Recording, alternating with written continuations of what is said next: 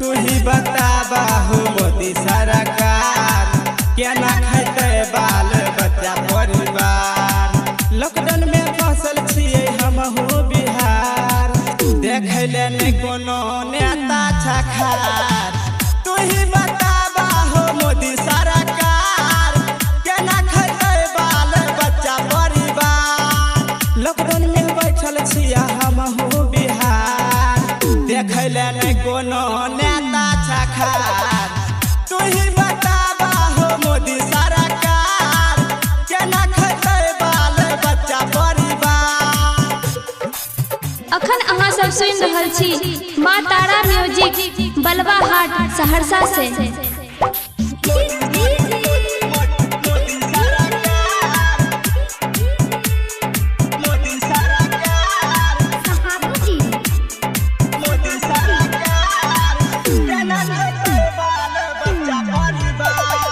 लागल छे कारफ्यू पूरा शहर टन में, केना जेबे कमाए हमे लॉकडाउन में। लागल छे कारफ्यू पूरा शहर टन में, केना जेबे कमाबे हमे लॉकडाउन में।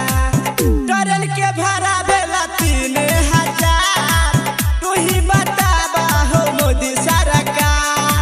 लॉकडाउन में बैठल छिया हम हो बिहार, देखे ले नहीं कोनो नेता छखार। तू ही बताबा हो मोदी सरकार केना खैते बाल बच्चा परिवार। मोदी सरकार, मोदी सरकार, मोदी सरकार केना खैते बाल बच्चा परिवार। मोदी सरकार,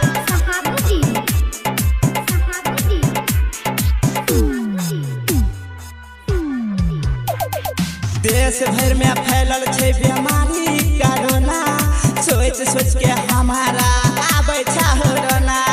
मोदी सरकार आबै छा होना।